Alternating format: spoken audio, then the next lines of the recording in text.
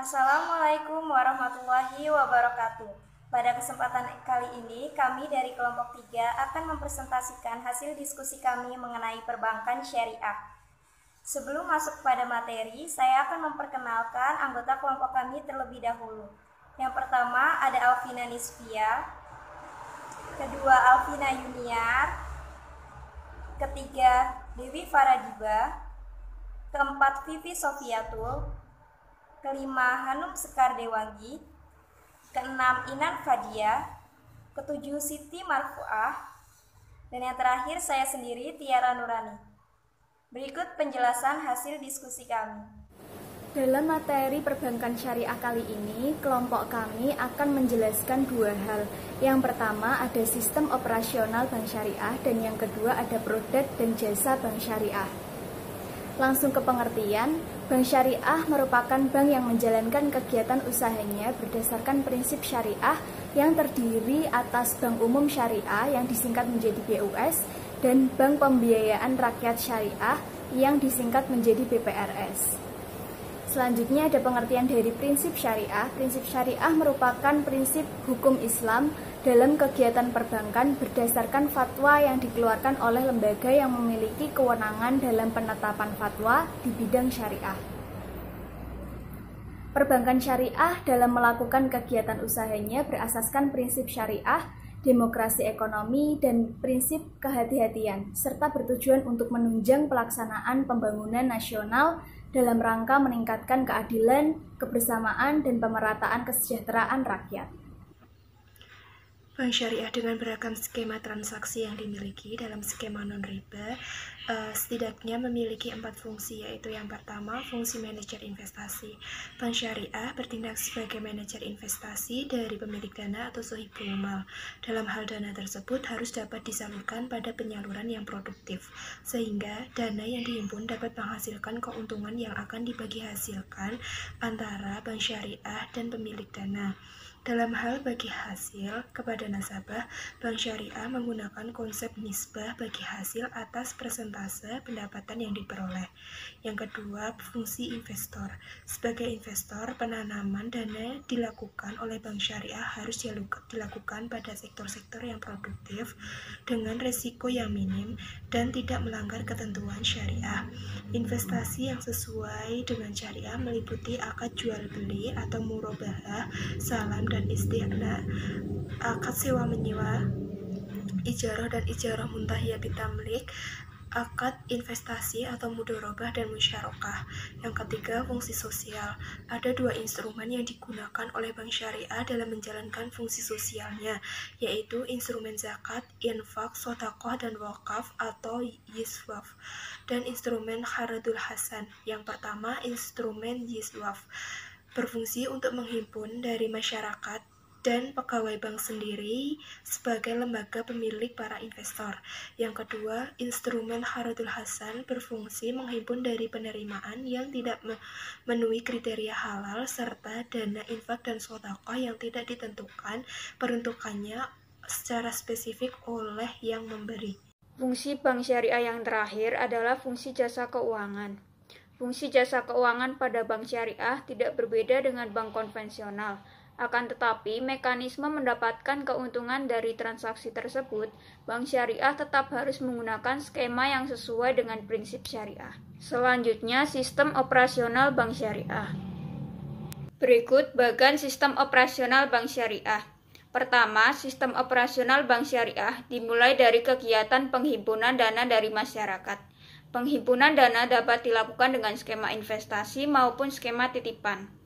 Dalam penghimpunan dana dengan skema investasi dari nasabah pemilik dana atau sohibul mal, bank syariah berperan sebagai pengelola dana atau biasa disebut mudharib.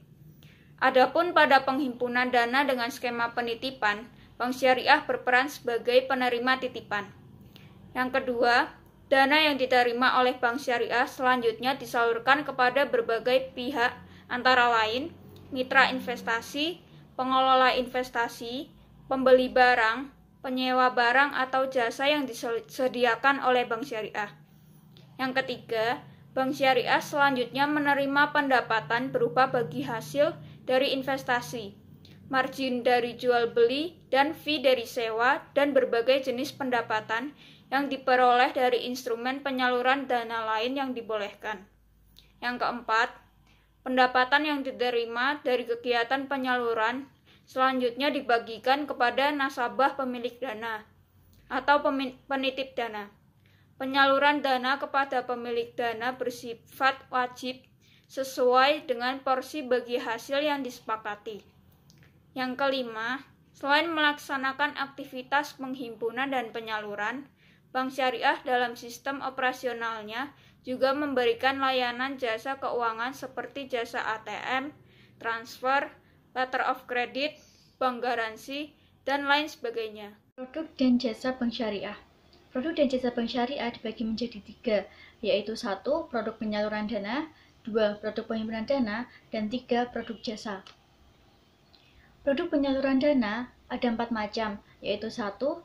Pembiayaan dengan prinsip jual beli, yang kedua pembiayaan dengan prinsip sewa, yang ketiga pembiayaan dengan prinsip bagi hasil, dan keempat pembiayaan dengan akad pelengkap. Prinsip jual beli atau yang dalam ekonomi syariah dapat disebut dengan BI adalah prinsip yang dilakukan atau dilaksanakan dengan adanya perpindahan kepemilikan suatu barang atau benda dari satu orang ke orang yang lain. Lalu selanjutnya ada jenis transaksi jual beli berdasarkan bentuk pembayaran dan waktu penyerahan barang. Ini dapat dibedakan menjadi 3. Yang pertama ada pembiayaan murabahah. Pembiayaan murabahah ini bank bertindak sebagai penjual dan nasabah itu sendiri bertindak sebagai pembeli. Lazimnya pada pembiayaan murabahah ini cara pembayarannya itu dilakukan dengan cara mencicil atau cicilan yang disebut dengan bithaman ajil. Lalu yang kedua ada salam. Salam ini adalah transaksi jual beli di mana produk yang diperjualbelikan itu belum ada. Jadi produk diserahkan secara tangguh dan pembayarannya itu secara tunai. Di sini bank sebagai pembeli dan nasabah sebagai penjual. Lalu yang terakhir ada istisna. Nah, produk istisna ini menyerupai produk salam. Namun, dalam produk istisna ini pembayarannya dapat dilakukan oleh bank dalam beberapa kali gitu. Lalu selanjutnya ada prinsip sewa atau ijaroh. Prinsip sewa atau ijaroh ini dilandasi dengan adanya perpindahan manfaat. Jadi sejatinya dapat dikatakan bahwa prinsip jual beli dengan prinsip sewa ini hampir sama.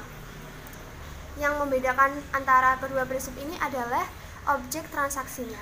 Kalau pada prinsip jual beli itu ada objek transaksinya adalah barang atau benda. Nah, kalau di prinsip sewa ini itu objek transaksinya adalah jasa. Produk pembiayaan syariah yang berdasarkan prinsip bagi hasil ada 3, yaitu musyarakah, mudharabah, dan mudharabah muqayyadah. Transaksi musyarakah dilandasi dengan keinginan para pihak yang bekerjasama untuk meningkatkan nilai aset yang mereka miliki secara bersama-sama. Bentuk kontribusinya dapat berupa dana, barang perdagangan, kewirausahaan, keahlian, kepemilikan, peralatan, atau intangible aset seperti hak paten atau goodwill, kepercayaan atau reputasi, dan barang-barang lainnya yang dapat dinilai dengan uang. Mudharabah adalah bentuk kerjasama antara 2 atau lebih pihak di mana pemilik modal atau syahibul mal mempercayakan sejumlah modal kepada pengelola atau mudharib dengan suatu perjanjian pembagian keuntungan. Bentuk kerjasamanya 100% modal dari syahibul mal dan keahlian dari mudharib. Mudharabah muqayyadah pada dasarnya sama dengan mudharabah. Perbedaannya terletak pada adanya pembatasan penggunaan modal sesuai dengan permintaan pemilik modal. Selanjutnya, akad pelengkap akan dijelaskan oleh rekan saya Siti Marfuah. Macam-macam akad pelengkap. Yang pertama ada akad hiwalah atau alih utang piutang. Akad hiwalah adalah transaksi pengalihan hutang piutang. Dalam praktek perbankan syariah, fasilitas hiwalah lazimnya untuk membantu supplier mendapatkan modal tunai agar dapat melanjutkan produksinya. Yang kedua ada akad gadai atau rahen.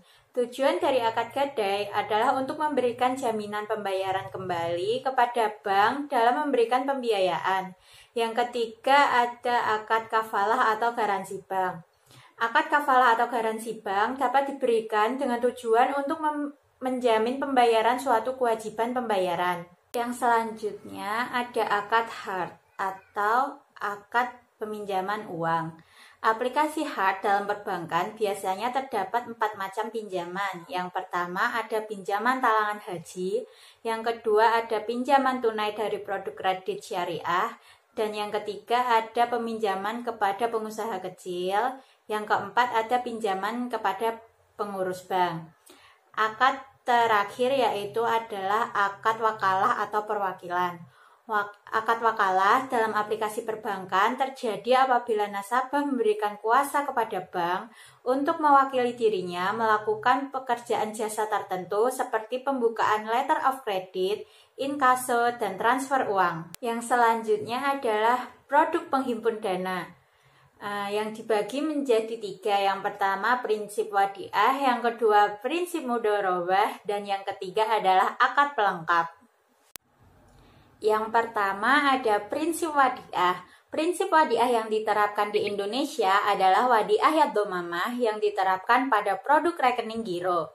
Yang kedua ada prinsip mudharabah. Dalam pengaplikasian prinsip mudharabah, si penyimpan atau deposan bertindak sebagai sohibumal dan bank sebagai mudharib. Berdasarkan kewenangan yang diberikan pihak penyimpan dana, prinsip mudharabah terbagi menjadi 3. Yang pertama ada mudharabah mutlahah. Penerapan mudharabah mutlahah dapat berupa tabungan dan deposito. Yang kedua ada mudharabah muqayyadah on balance sheet.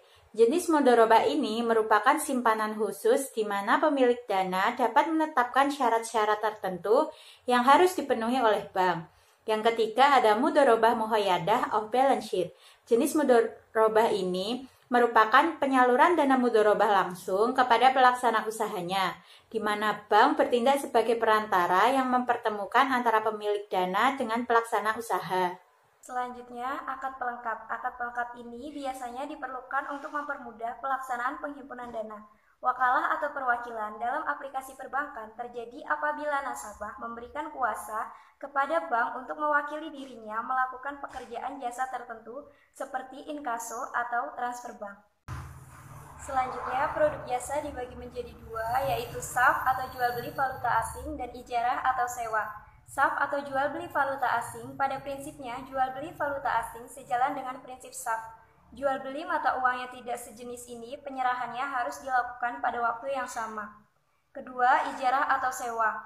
Jenis kegiatan ijarah atau sewa yaitu penyewaan kotak simpanan atau safe deposit box dan jasa tata laksana administrasi dokumen. Demikian presentasi dari kelompok kami. Mohon maaf apabila ada salah kata. Semoga presentasi yang kami berikan dapat bermanfaat bagi kita semua. Terima kasih atas perhatiannya. Wassalamualaikum warahmatullahi wabarakatuh.